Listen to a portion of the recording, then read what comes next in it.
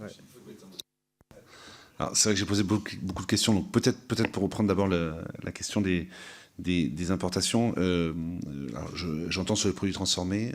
Après, par exemple, sur le porc, vous avez dit 100%.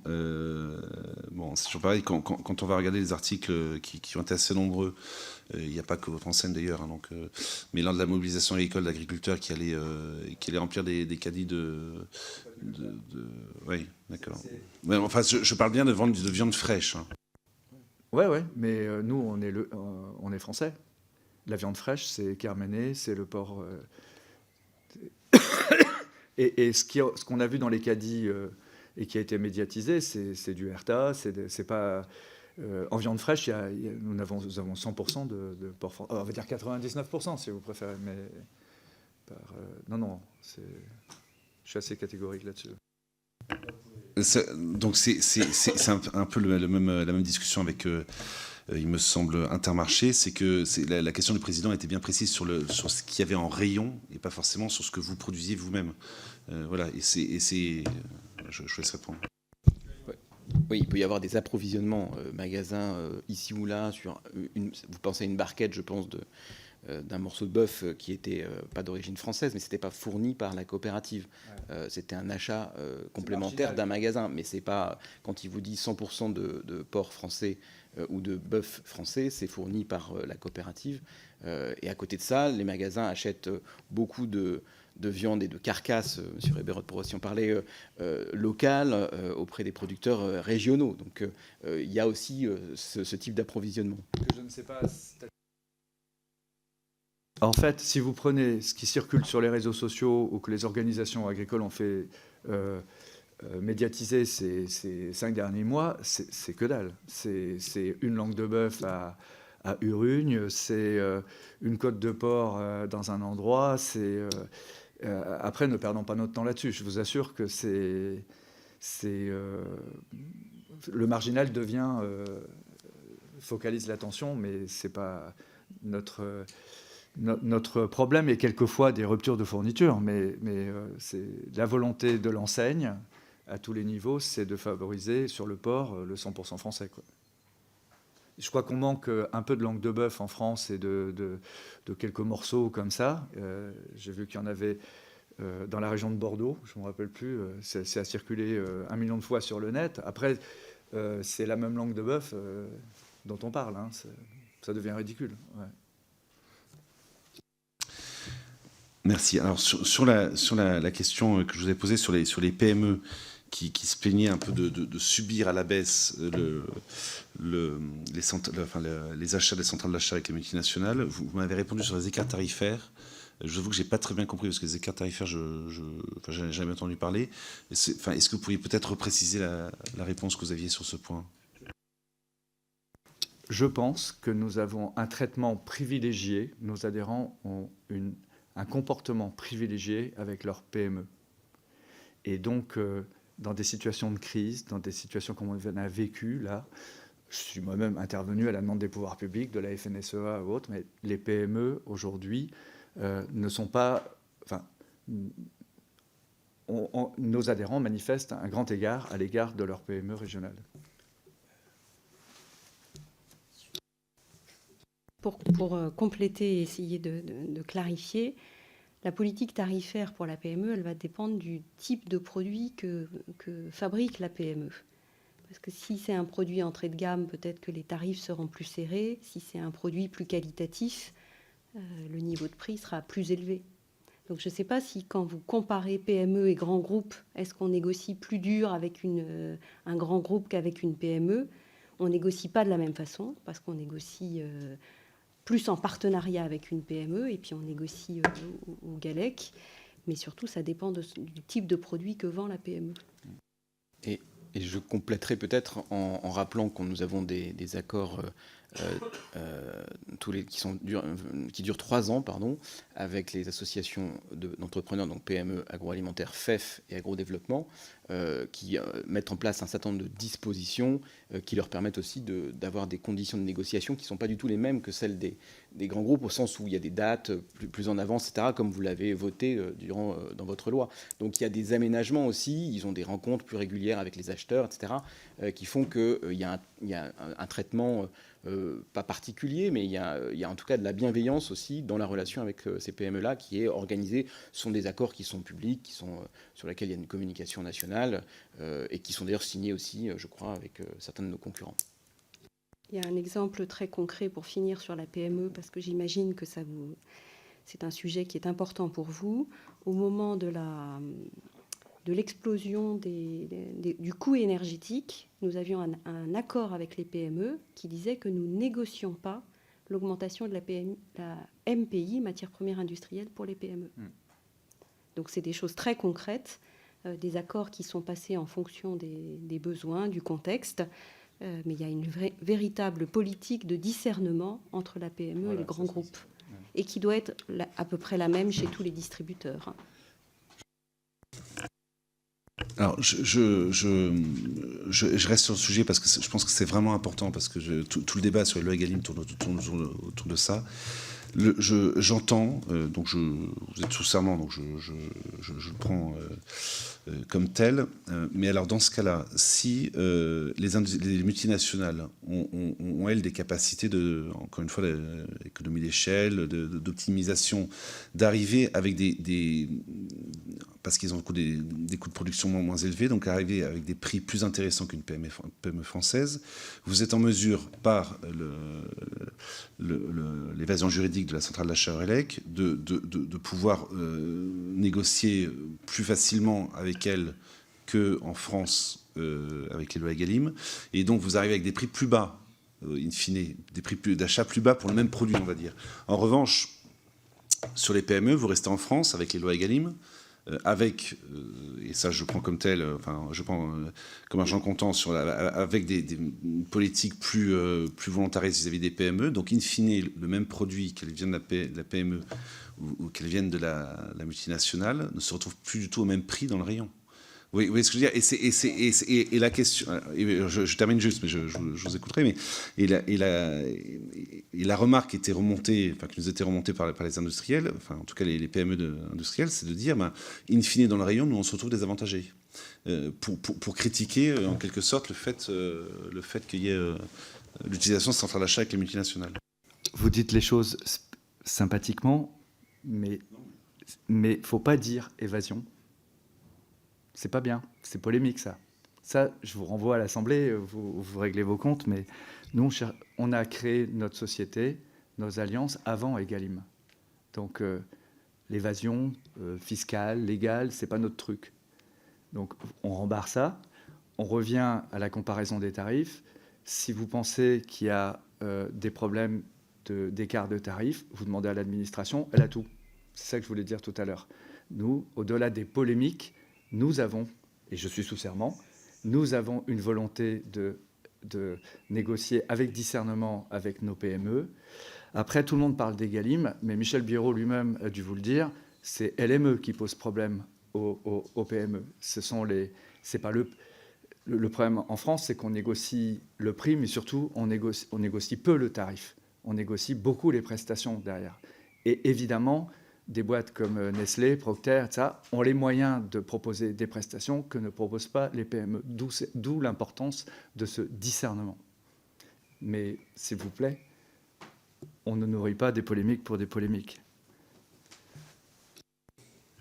Bon, j'ai du mal à m'exprimer. Alors, le mot était malheureux. Non, mais c'est... je n'aurais peut-être pas c'est dommage de réponse là-dessus, mais ce n'était pas forcément une remise en cause, encore une fois, parce que moi, très sincèrement, je vous le dis, je suis partagé, mais intuitivement, je me dis que le problème, les centrales d'achat européennes ne sont pas forcément un problème. Mais je vous le dis, il reste cette difficulté exprimée par les industriels, c'est que, in fine, eux arrivent dans le rayon pour le consommateur à des prix plus élevés, leurs produits plutôt arrivent pour le consommateur à des prix plus élevés que les produits des multinationales.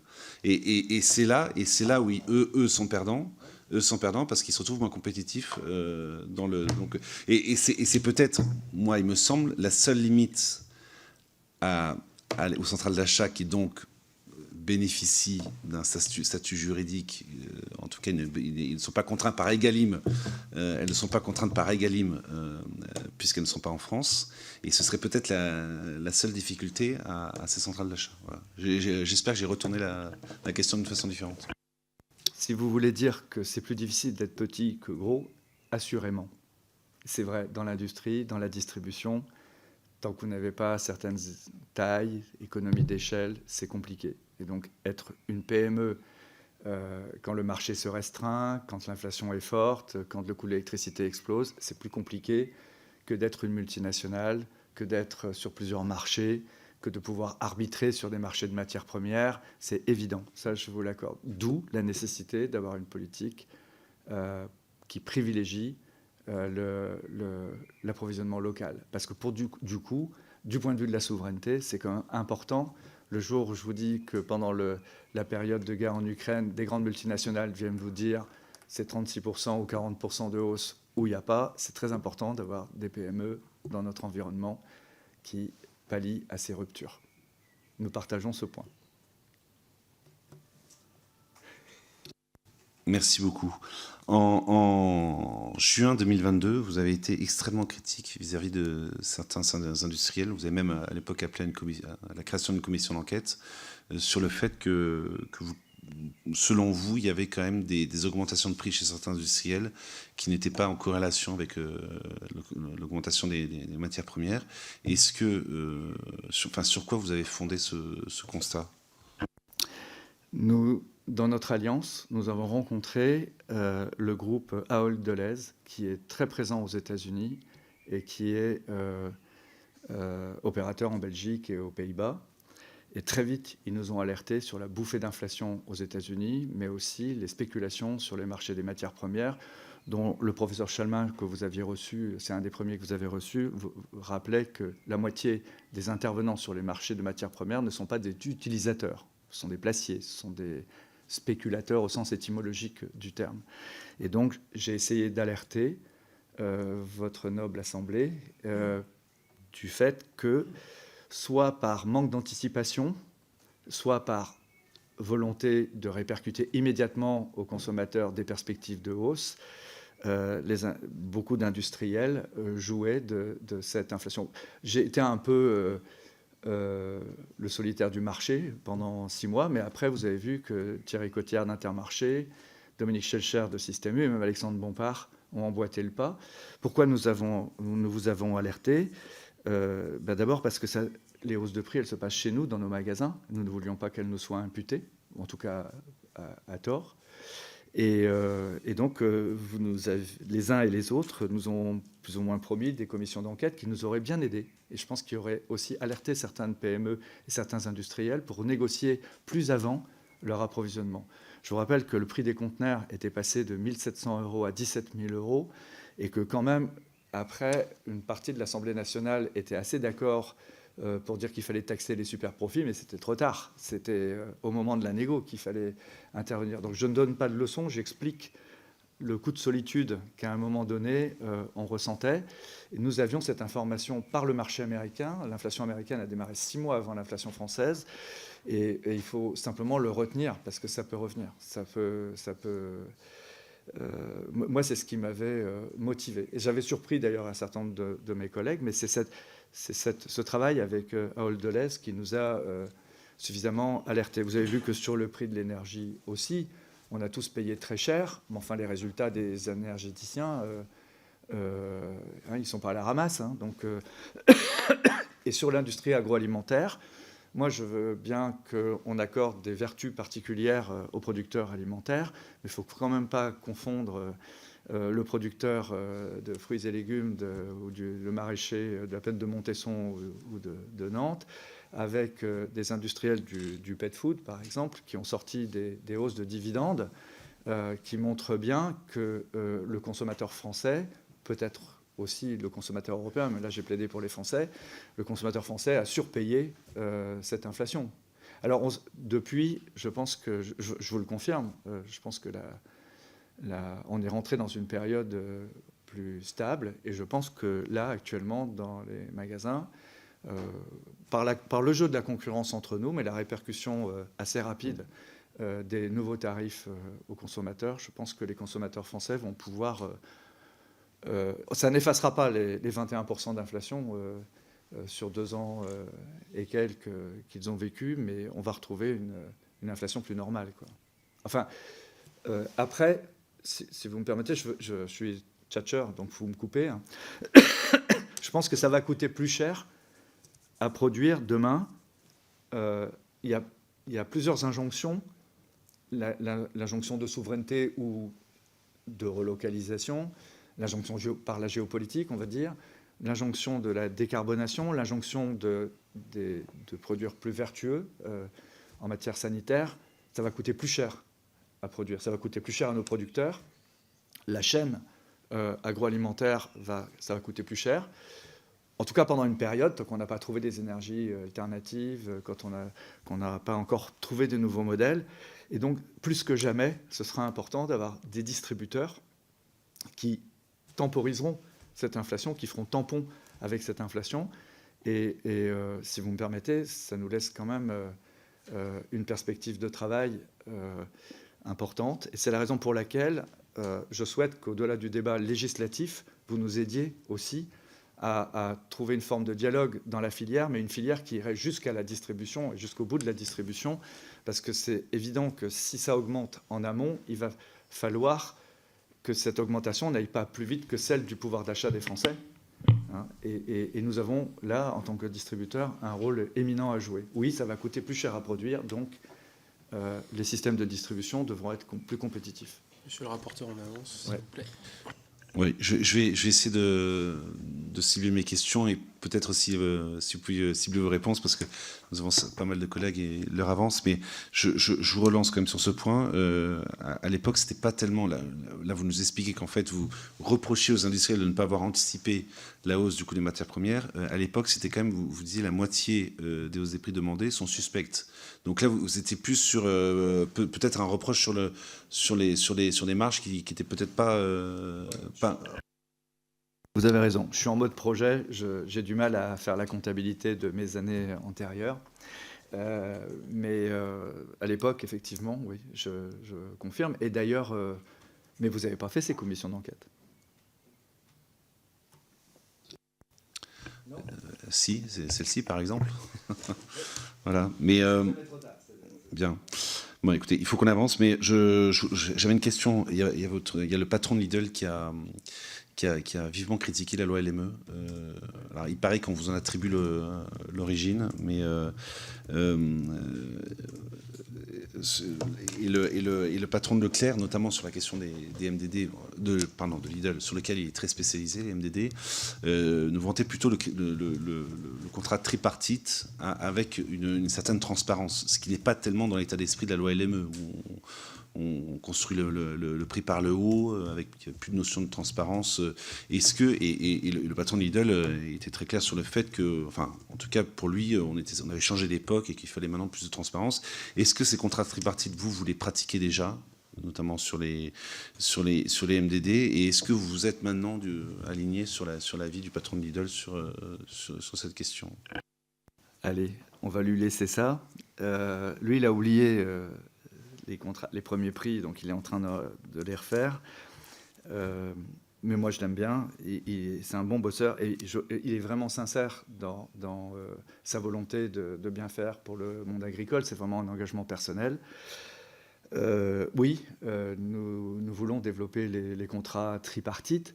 Alors, à la taille de Lidl, ça représente beaucoup proportionnellement par rapport à ce qu'il fait, mais Leclerc, c'est 3 fois le débouché. Donc, le sujet qui serait intéressant sur lequel vous vous penchiez, c'est celui des coopératives. C'est-à-dire que est-ce que les coopératives représentent bien le monde de la production, ou est-ce que quand elles négocient avec nous, elles incluent leurs propres coûts de fonctionnement au détriment d'une visibilité pour les producteurs de ce qui est leur contrat. Donc je pense que nous, ce que nous appelons contrat tripartite, c'est bien le producteur, l'industriel et Et le distributeur, dans le cas des coopératives, quand les coopératives sont leurs propres industriels, il faut regarder comment ça peut évoluer. En tout cas, nous sommes pour les contrats tripartites. Ouais. Il y en a peu, hein. Il y en a peu.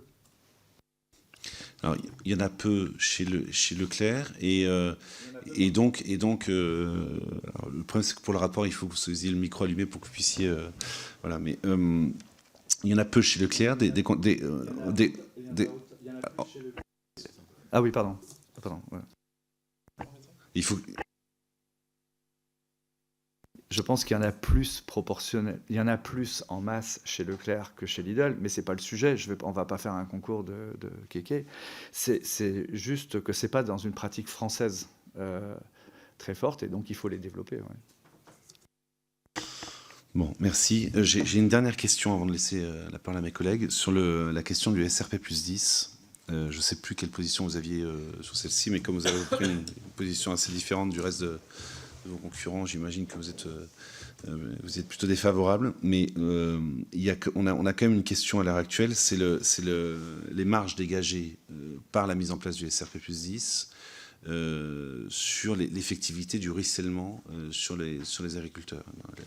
La répercussion. Alors évidemment, il y a un échelon que vous ne maîtrisez pas sur les industriels, mais est-ce qu'au niveau de Leclerc, vous êtes en capacité de nous dire si l'intégralité des marges dégagées par les SRP plus 10 ont bien été répercutées sur les prix des produits agricoles, ou est-ce qu'ils ont pu constituer une augmentation des marges des entreprises Leclerc? Est-ce que, quand vous posez cette question, vous croyez vraiment que le fleuve remonte à la source? Vous croyez vraiment au ruissellement à l'envers? Vous croyez vraiment que une marge de distributeur d'un franchisé Carrefour à Marseille va remonter via sa centrale d'achat vers un producteur? Et qui a inventé des trucs comme ça? Vous voyez, et en plus, on aurait pu imaginer un seuil de revente un seuil de marge minimum sur des produits agricoles. Mais c'est même pas sur les produits agricoles qu'on nous a demandé de les appliquer. C'est sur les produits transformés. Ça n'a pas de sens. Ça n'a pas de sens. On pourrait imaginer que dans une acception assez comme ça, primaire, les prix trop bas, ça entraîne les prix trop bas, et donc on limite, on fait un effet de seuil, on met un SRP plus 10 sur les produits agricoles. Mais ce n'est pas ce qui a été décidé. Il a été décidé de mettre un SRP plus 10 sur les produits transformés. Et comment ça remonte de l'adhérent Leclerc de Célestat à sa centrale d'achat coopérative? Comment ça remonte de la coopérative à chez Danone, et comment de chez Danone ça revient chez le producteur de machin? Et qui a inventé des trucs comme ça? Donc moi j'explique pas ce que je comprends pas, et je trouve que c'était quand même,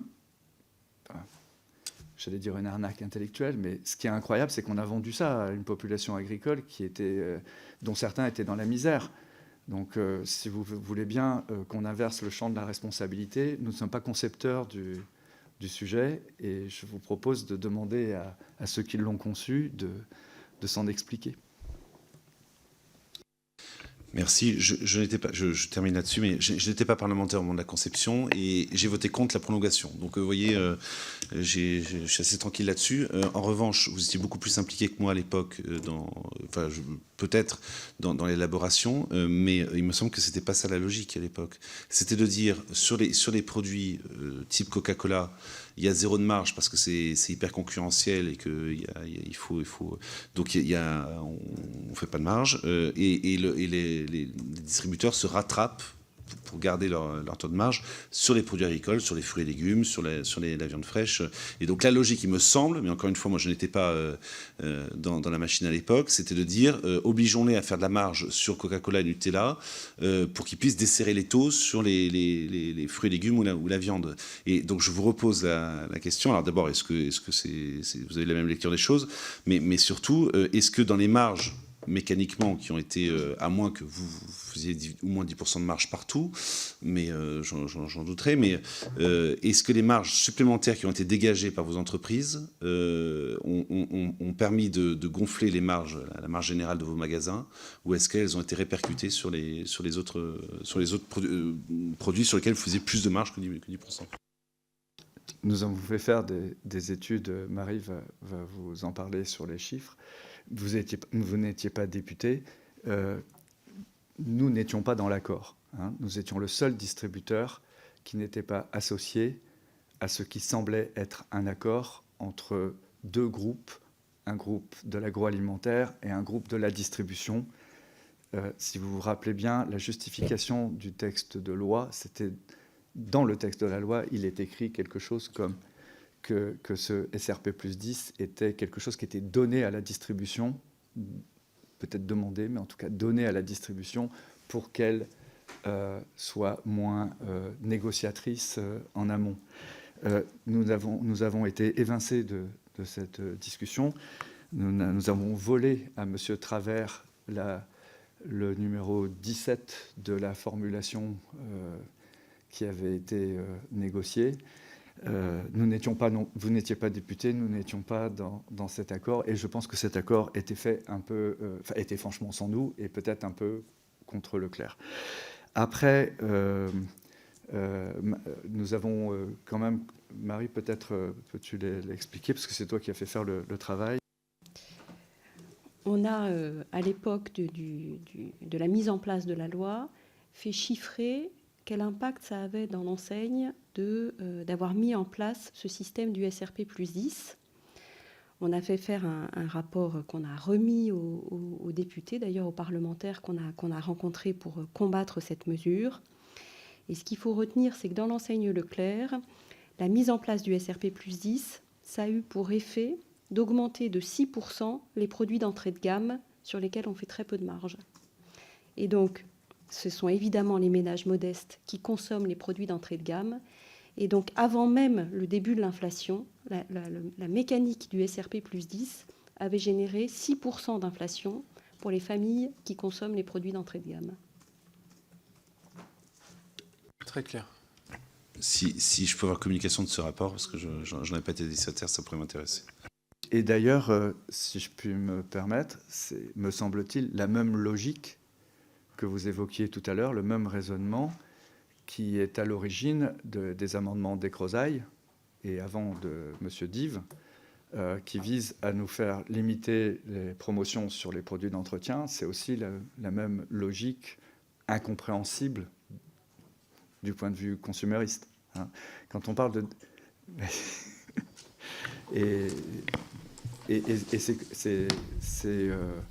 c'est à un moment donné, il faut se dire que la loi, elle peut être contre-productive, quoi. Hein. On passe aux collègues. Christophe Bex. Bonjour messieurs, dames, monsieur Leclerc. Bon, c'est toujours un plaisir de vous écouter parce qu'on rentre dans l'histoire un peu de patrimoine français. Hein. Monsieur Leclerc, vous êtes un modèle, une aventure.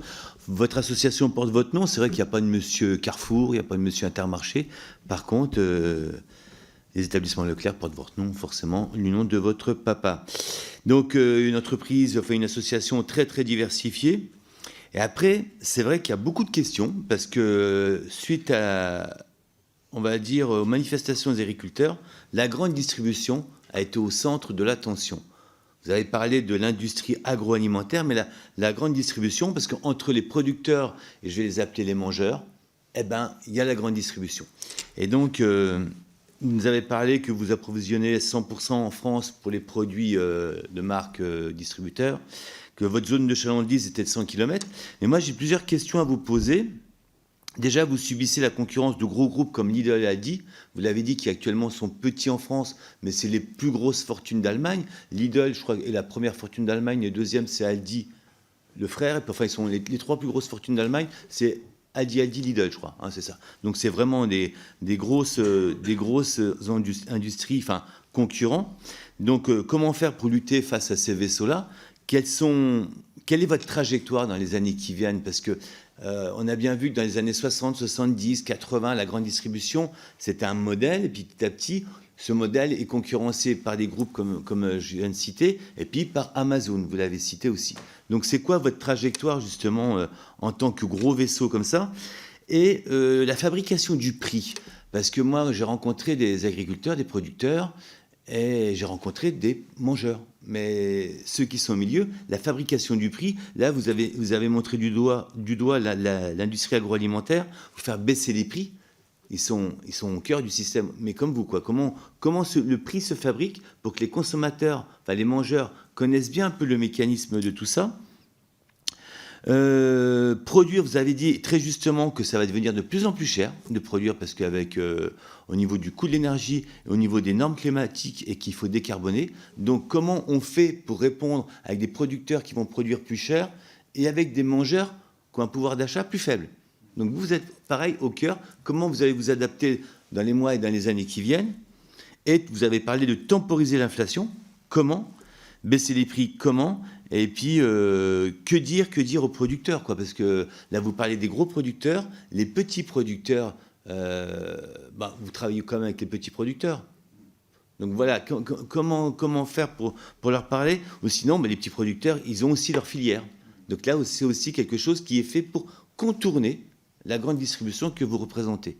Voilà, le monde bouge, et comment vous, un homme de 72 ans, comment vous vous projetez dans les 40 prochaines années? Parce que ça fait 40 ans que vous venez à l'Assemblée nationale, vous allez venir encore dans les 40 prochaines années. Comment vous vous projetez dans les 40 prochaines années?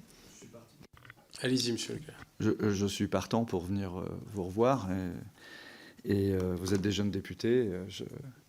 J'ai envie de vous accompagner. La France a besoin de vous, et je nous offre à vous accompagner. En fait, je suis assez sensible au discours que le président de la République a tenu à Rungis sur les états généraux de l'alimentation. Il a, à l'époque, créé une narration, ou en tout cas, il a rassemblé les éléments d'une narration derrière lequel tout le monde pouvait se mettre, le restaurateur, le petit commerçant, le grand commerçant, sans trop avoir à justifier ces augmentations de coûts, ces recherches de valeur. C'était intéressant parce qu'il y avait un mouvement collectif pour mieux manger. Je me rappelle qu'il y avait Serge Papin qui était le patron de U. Il y avait Garot aussi. Il y avait une sorte de communauté d'intérêt à rendre le modèle français plus vertueux sanitairement, sur le plan culinaire, etc. Et à cette narration, tout le monde pouvait en fait s'accrocher. Sauf que, à mon sens, il est devenu un prétexte marketing plus qu'un guideline pour tout l'ensemble des productions. Et c'est ça qui a fait, par exemple, que le marché du bio s'est cassé la figure. Je ne suis pas un militant à tout prix du bio, mais c'est vrai que quand le bio coûte sur le marché de ma ville à Concarneau 40% plus cher que le produit local naturel, on a du mal à raccrocher à cette narration. On est sur de la segmentation, de la sélectivité. Et donc, mon travail, et celui de mes collègues comme distributeurs, je le conçois comme accompagnateur d'un changement de modèle, incluant justement moins de produits phyto, moins de produits polluants, des produits plus sains, on va dire, qui coûteront certes plus cher à produire, peut-être plus de travail, peut-être plus de mécanisation aussi, je ne sais pas trop, ça dépend de la taille des entreprises et des types de production, qui doit amener aussi à des logistiques peut-être plus locales, peut-être, je crois à la nécessité de relocaliser. Je vous rappelle juste quand même, dans cette histoire, il faut se servir de moi comme ça, c'est que le poulet brésilien, au départ, c'est du poulet breton. Hein. Doux, Tilly, tout ça, c'était... voilà. Et même la tomate marocaine, elle a quelque chose de financement de crédit agricole et de groupement de producteurs bretons. Donc, nous devons être partenaires pour répondre à ces injonctions que nos concitoyens ont fait leur. Ça ne doit pas rester un truc marketing, ça doit être... Et donc je pense nos adhérents sont sur cette voie-là.